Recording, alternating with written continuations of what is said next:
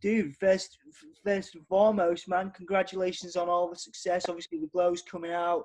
You've got a lot of stuff going on at the minute. How do you feel about the success you guys are experiencing? And as an extension, how do you define success as a person? What does it mean to you? Oh, I guess I still pinch myself. I guess in the position that thinking about the position DMAs are in, because obviously we've watched it grow, and it's been 6 years now. I guess Yeah, we released our debut EP and Delete in 2014. yeah, So we've been around for a while now, but particularly with we for a young band, even we spent a lot of money coming over to the UK and working those markets, and traveling around in a little city van and yeah, doing the big drives, and going to all the little towns that we'd never heard of, and as well as the big cities, and we put a lot of effort in, and we've really made an effort to kind of get to those little towns, and to keep getting over, and despite the fact we're a bloody 6-piece, yeah, yeah, you know what I mean? You know what I mean? Like, yeah, it yeah. costs a lot of money for a young band to do that, and coming from Oz and stuff like that. So, Dude, um, it's a graft for sure, and you know, like, yeah, it's a lot of and it's starting to pay off now. absolutely, man, absolutely. I think it's amazing. Which Sorry, carry on. no, you go. I was going to say, just like amazing, you've been able to to achieve so much, and I guess like you mentioned obviously coming out a few years back with the debut EP and Delete and stuff. How have you changed since that time? Tracks like Lay Down and all the success you experienced in the beginning, because obviously you've had, even though it's been a graft, a lot of people picked up on your stuff around the world. You've been able to do some awesome tours and that. How have you changed and developed? Obviously, you can't necessarily speak for the rest of the band here, but how would you say you have changed and developed as a person since that time until now? Uh, well, I guess like I'm a bit more savvy to the industry, Yeah, and um and and the world in general. Um, I guess like I guess with even with your first question of like how you would measure success, I think you measure it differently as you get older, and like you always like obviously selling out Deaf Institute or whatever in Manchester was a big thing for us. Where are you based? Sorry. we're based in Yorkshire, so close to Leeds. Oh, nice. Yeah, yeah, yeah. Yeah, cool. Yeah, so like selling out a few of those gigs, and and then like say even like playing Leeds Festival, or something like that was a big thing. Obviously a big thing for us in the early days, but then we come back each year, and then next, like, but the tents and the crowds are getting bigger, and more people are singing along, and and you always, no matter where you are in your career, you always want a little bit more. You know what I mean? I guess. Oh, But if you're that way inclined, some people are happy to stay at a certain level, But we've always wanted to keep pushing it, and I guess like for success for us is that we just want to keep writing good songs, and we want to. I think we have kind of proved it to it in a certain extent that we're like, we didn't just have Delete or just one song, that kind of gone well, yeah, um, and we just want to keep proving that, and also keep experimenting with our sound, whether and not be too overly conscious of what other people think about it, but just I guess how we think about it, because I think some people might think it's like they want to hear just like they think they want to hear 3 albums of Lay Down, but they yeah, don't. You know what I mean? They don't. They think they do, but then after the album's been out for a year, they realize that they probably needed the change. And I think people get bored actually if you just keep regurgitating the same fucking record. So that's the one thing we like to do, is just keep on our toes, and we love production, so we like to keep experimenting with it. And it can be hard sometimes, I guess, growing up in the public eye, if you will, Yeah, yeah, as a band for sure. And I mean, it's a good sort of moving on to my next question. Going back to the record and obviously stuff you're putting out now with the Glow. Obviously, you've put a lot of effort into the production. You've got there's elements of shoegaze on there. Obviously, the Britpop side of things, which is obviously something that you've worked really hard to craft and cultivate into your own vibe. How was the new record? Again, I guess you can't speak for different members of the band. How was the new record and the way that you worked on it with the production? And obviously, you went to a bunch of different places to pull it together. How has it pushed you in new ways as an artist, you yourself? How did it kind of bring kind of your musicianship and your creativity to the fore in different ways to perhaps has been before? Well, I guess for the first two songs that we recorded, which was with producer Scott Horscroft, we did Silver and Round and Round with him. And for example, in that first session when we recorded Silver, even the building of that song and seeing how it come together, and Scott getting in a string quartet, which we recorded 3 times to make it sound like the full orchestra. And no, we'd never done stuff like that before. Dude, that sounds amazing. Yeah. Yeah, and that was incredible. And Mason worked with a string arranger, and so this guy kind of had done it before and had the experience, but Mason also is really good with string arrangements, so he was able to collaborate with this guy, and kind of get the string part over the line exactly how we want it. No, we didn't just say, hey, you just write that string part. Mason was really integral with how we wanted things to be, which is great. And then obviously next, working with Stuart Price, who's done Madonna and New Order and Pet Shop Boys and The Killers and stuff like that. So that, and working with these two producers, is we obviously worked with Kim Moyes from the presets on the last record, but even then we still did some stuff on our own time in the studio, where I guess all these sessions were under the eye of a producer, and just watching Stuart work with synthesizers and even little things, he would have we didn't separate the control room and the live room. He really liked a bedroom kind of setup, so he would set up the yeah, it's so cool because that's what we're used to at home as well. So he would set the computer up in the control room, and we just 5 meters to the left or less, 3 meters to the left, there'd be a mic set up for Tommy. 5 meters on the other side, there'd be a drum kit set up for Liam, our drummer.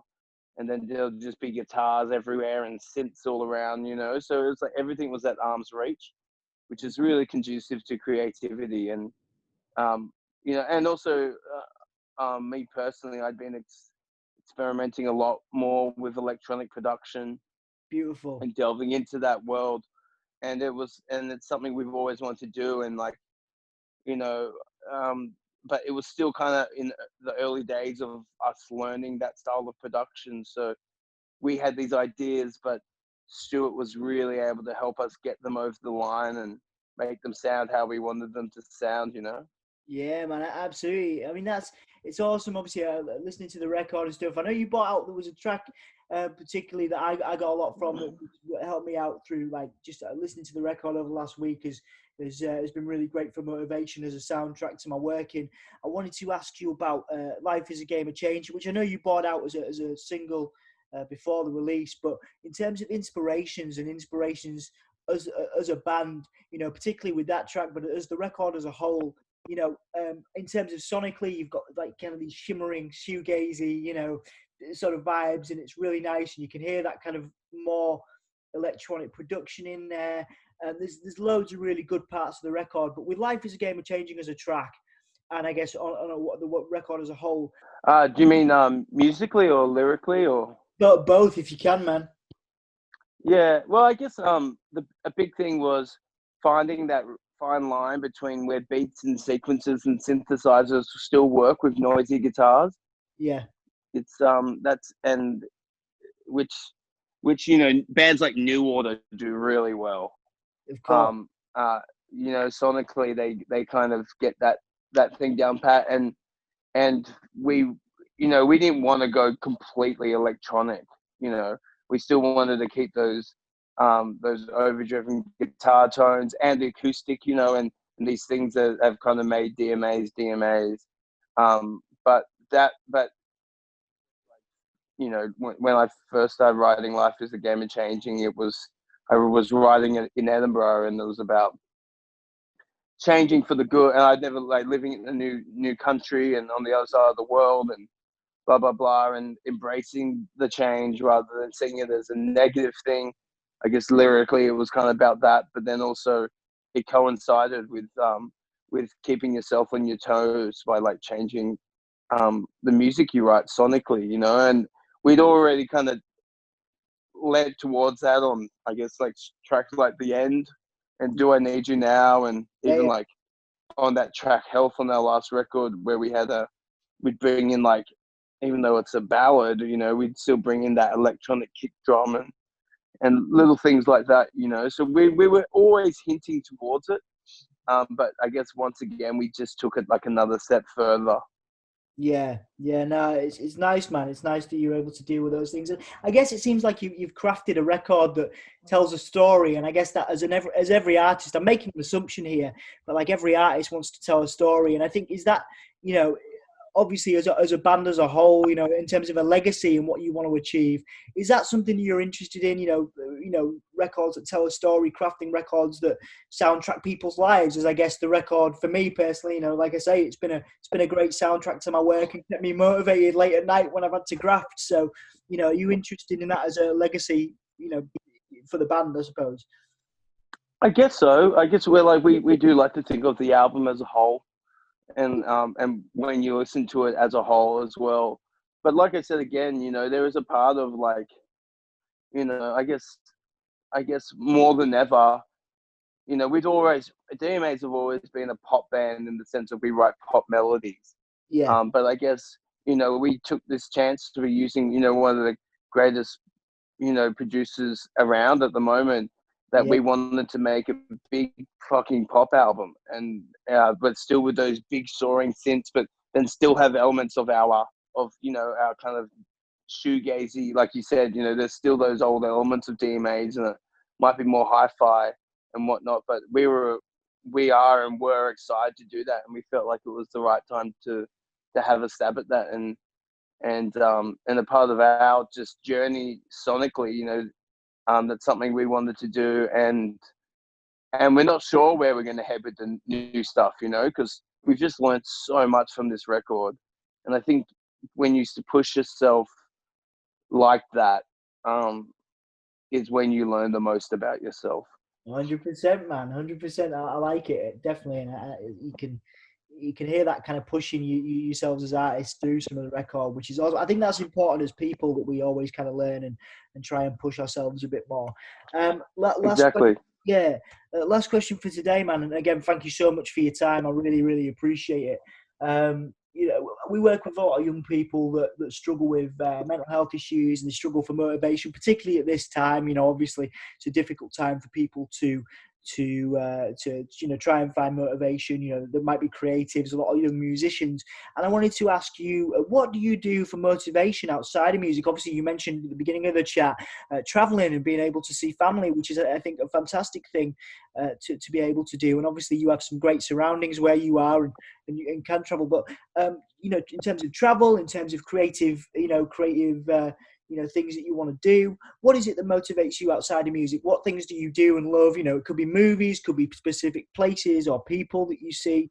What kind of things motivate you outside of music? I guess I'm quite a social person. Yeah. I love going out, seeing friends, and going to restaurants and stuff like everyone does. It's all really basic stuff, but I feel like talking with your, particularly if you're a creative, finding the right line between going out and having a good time and talking to your friends and being inspired through conversation, but then being able to bring that into your creative workspace. Yeah. I also find waking up in the morning and going for a walk or doing some fucking exercise. Yeah. It goes a long way. It's I'm not really that way inclined naturally, so but when I force myself to do it, I always, I get some vitamins, get some sunshine in my eyes, and like go for a walk, and I feel like I get more out of my day in that regard. Whether it's a walk or a run or something, you're just doing a bit of exercise, because being cooped up in a studio all day can be kind of quite draining.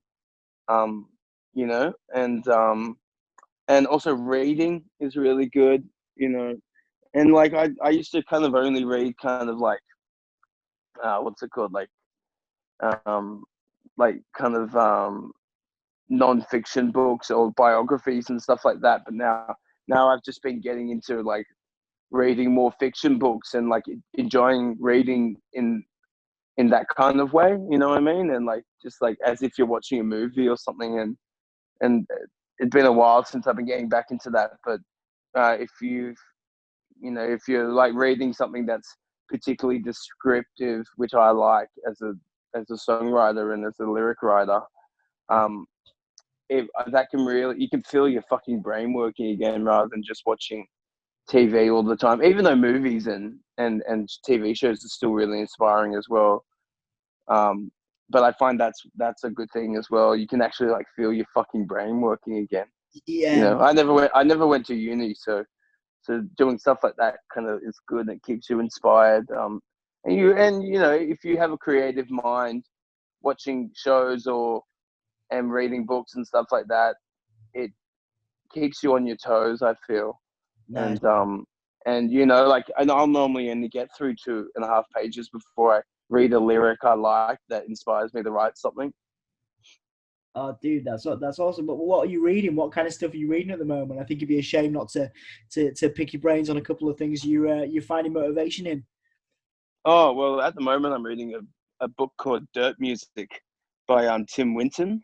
Oh, cool. Which is he's a famous Australian writer, and he writes very descriptive kind of like stories or whatever, but they're always based in different parts of Australia.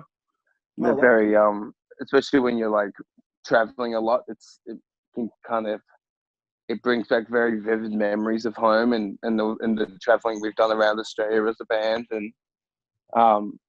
And yeah, that's just what I'm reading at the moment anyway. So I saw, and they're actually making a movie. They're making a movie of it, and they've released the trailer, but I want to watch the trailer, but I'm about just over 100 pages out of finishing it, so I got to finish it before I see what actors they represent the characters in the book, so it doesn't ruin how I see them.